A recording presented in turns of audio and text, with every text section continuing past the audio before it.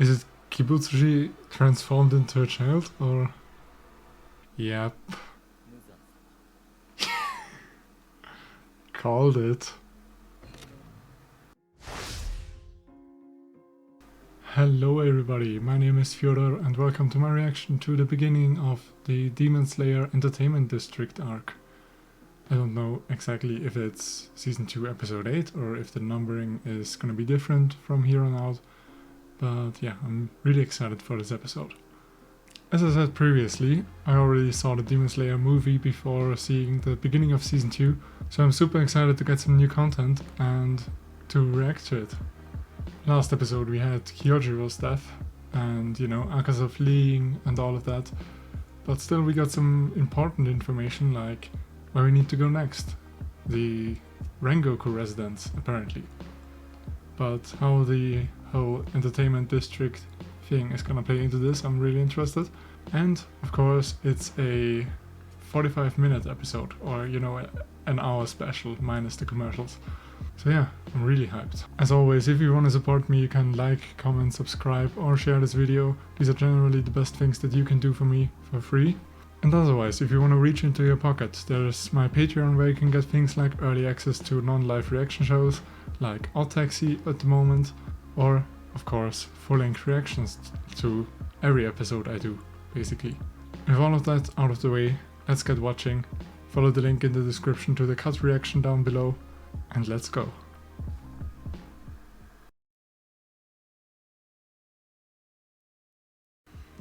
Alright then, that was a great episode and a great 1 hour special in my opinion. I really liked what they did, and what they did was, you know, since this arc is called the Entertainment District arc and we didn't actually get anything until the end of this episode to show us that it was about the Entertainment District, they actually did a 1 hour special and got all of the stuff that was in the way of the Entertainment District out of the way. And I really like that approach. So yeah, we got a lot of interesting stuff this episode, with the most interesting, in my opinion, being the Muzan posing as a child in, you know, a rich family apparently, who couldn't get an heir of their own, so they adopted instead. I think it was the hair that tipped me off, even before the dad said that, you know, the son had a rare sickness that, you know, prevented him from going out into the sun. I called it and I'm really proud of that. So yeah, Akaza reported, and apparently he was out on a mission to find information or even find the flower itself. The blue spider lily, which apparently to him there's nothing that indicates that it even exists. And yeah, I think they alluded to it, that Muzan is actually looking for a way to cure the sunlight sensitivity of demons, or for himself, or maybe this is even all a trick and he actually wants to revert himself to a human if he ever was, and, you know, grow old and all of that stuff without getting killed by demon slayers. Maybe that's his end goal. We don't really know anything of his plans.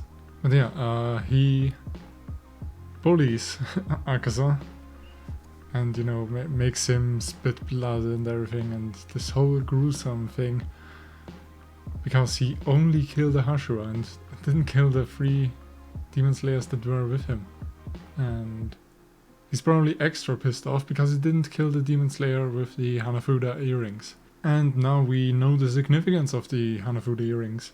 Apparently they date back to the first demon slayer, I guess, to the first one that created a breathing technique, sun breathing, which Hinokami Kagura apparently is a part of, according to Rengoku's dad. So yeah, after Tanjiro left, despite, you know, Shinobu's calls of, you know, bed rest, he actually met up with Senjuro and his dad, exchanged messages, headbutted Senjuro's and Kyojiro's dad, and yeah, sun breathing was probably the only great information we got this episode out of the mouth of his dad himself. But as apparently his dad ripped up the nose that were taken off the 21st Flame Hashira, I think. We didn't get much more, which I was a little disappointed by, but you know, what can you do? After that we get some more explanation of what his little brother was basically trying to do. He was trying to become Kyojiro's Tsugoku, but he was too weak for it. The swords wouldn't even accept him, and apparently that's a thing, which was really bringing me down. But anyway, Tanjiro leaves after a bit of comedy, and we get a really touching moment of Kyojiro's dad, you know, screaming at Sanjiro that Kyojiro probably only has his gripes left for him, or whatever. But then Sanjiro, I guess, summons up all of his courage and tells his dad Kyojiro's last words. And his dad finally starts to cry and doesn't take a sip of the alcohol. So maybe that's a step into the right direction. Maybe we'll see Kyojiro's dad as a returning Flame Hashira in the future. That would be cool. Right, and then afterwards we get the Haganezuka stuff. Since, you know, Tanjiro lost his sword the second time, I believe. He's actually getting hunted down by Haganezuka with, you know, 2 knives bolted to his forehead and stuff like that. But yeah, after all of that we see, sadly, in my opinion, Tanjiro didn't incorporate Kyojiro's, you know, blade guard that he got from Sanjiro into his own sword, which, you know, since he uses sun breathing, the sun or flame Hashira blade guard would have been really fitting in my opinion. But yeah, I was pretty sad that, you know, they didn't get much more into that, because I always like episodes where characters get stuff and gear and new items. Like shopping episodes in Critical Role, those are actually one of my favorite episodes almost all the time, because new magic stuff, it's always so exciting. And while all of that happens, we actually get a little training montage, which goes, I think, over 4 months since Kyojiro's death, and finishes in Nezuko and Tanjiro working together to, I guess, kill a spider or scorpion demon who was residing in a temple. And, you know, they got away stealthily and all of that, and that was nice. We didn't see too much new stuff.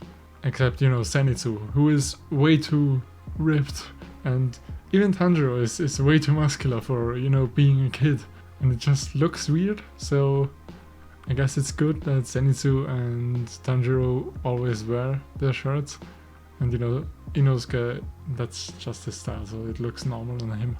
But alright, yeah, after the training montage and the mission that Tanjiro completed, we actually saw the Sound Hashira.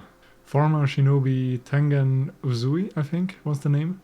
And yeah, he tried to kidnap 2 of the butterfly girls, which wasn't nice, but apparently the substitutes of, you know, our heroes are okay. So apparently he didn't want to use them as bait, but probably since, you know, they were members of the Demon Slayers, as, you know, servants or extra fighters, even though he wasn't sure of their quality. I'm not sure what that's going into, but we'll find out in the next episodes, I'm sure. Yeah, also in the end credit scenes we found out that the reason that Tengen Uzui is as flamboyant as he is he's overcompensating for a life of, you know, uncoolness or whatever. A life of secrecy when he was still a ninja. So that's fun. And he had some comedic elements, and I hope he's gonna become likable. Or more likable, because the first impression of, you know, kidnapping 2 girls wasn't too great. But he was the first one that actually evaded Tanjiro's headbutt, I believe. Because, yeah, it would have been weird or over the top if Tanjiro landed 2 headbutts in one episode. So I'm glad that someone finally evaded it. Ooh, now that I think about it, he's the Sound Hashira. And Zenitsu has really good hearing, maybe that's gonna be a thing. I'm really excited for what he can do. You know, sound breathing, probably then, which sounds really weird.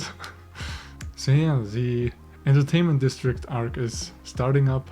We have a lot of new characters in the OP, and I'm So excited for what's gonna be in the future. You know, stuff like Tanjiro's scar and why it was changing since the story of the beginning.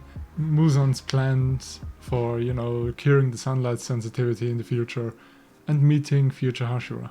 I'm so excited for all of this and to encounter all of this in animation, so I hope you will accompany me. As always, if you want to support me, you can like, comment, subscribe or share this video. These are generally the best things that you can do for me for free. Or otherwise, if you want to reach into your pocket, there's my Patreon where you can watch full-length reactions to all of the episodes I'm doing basically, and get things like early access to non-live reaction shows. Sadly not to Demon Slayer because I'm uploading those the day after I watch them, but Odd Taxi and stuff that starts in the future, like probably JoJo's. So I'm gonna leave you here, but I will be super happy if you join me again in the future, in the next episode, or whenever. Until then, see you again.